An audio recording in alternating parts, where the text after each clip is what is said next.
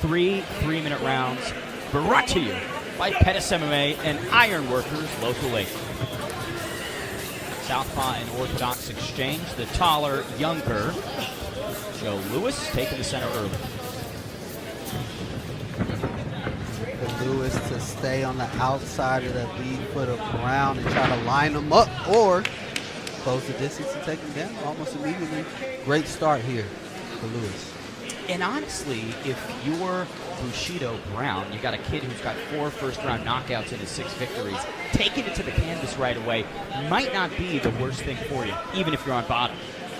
Definitely not the worst place to be, but definitely not where you want to get started probably within the first 30 seconds of a fight.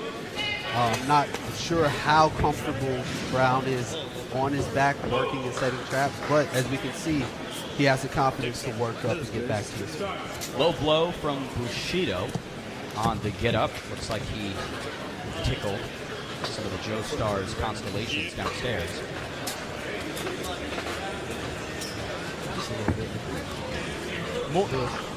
Here's a isolated replay of the low blow. 54 seconds into round number 1. Brown works his way up, flicks the lead leg out, maybe trying to knee, assuming that Joe Star was going to dip for a second takedown attempt. Definitely unintentional there by Brown, but it happens in the game. I mean, we see a lot of that, especially Southpaw versus Orthodox. You know? And for Joe Brown, I mean, trimming the nails, having the low blow instantly, not the start to the fight that he probably imagined.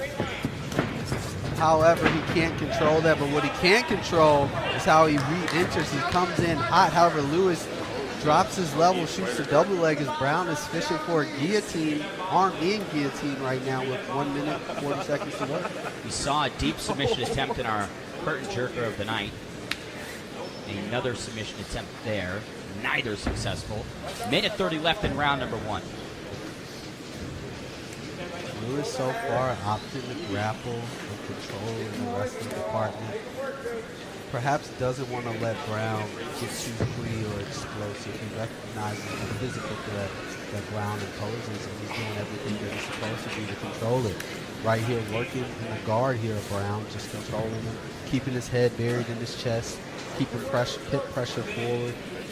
One of Andre Brown's 2 victories coming by way of TKO, a second-round stoppage of Angel James back in November last year. So to your point, maybe Joe Star wants to respect some of the striking upstairs. Another submission attempt here from Bushido Brown. This one looks deep. tighter. Brown did a great job sneaking that right hand over the head and under the chin here of Lewis. Now he needs to get an angle, and he does just that. Puts it into it.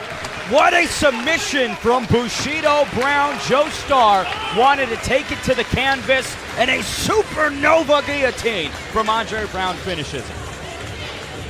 Sneaky guillotine. Lewis was just a little bit reckless trying to pick and lift Brown up. Left his neck exposed, didn't address the hands. Brown, that was all he needed. A 6-fight win streak crumbles in Milwaukee. Bushido Brown came in tonight, counted out, but gets it done by way of stoppage. Here's an isolated look at the last 10 seconds. Just odd from Joe Star to take it to the canvas and then put his neck into this position. Bushido Brown takes advantage of it. Yeah, I think Lewis just got ahead of himself. He looked to kind of lift Brown up, but looked up a little bit too high. Brown snuck his arm over and under the neck, got the angle, and was able to finish the guillotine. I mean, if anything, just a learning lesson here for Lewis as he walks out of here, snapping his 6-fight win streak.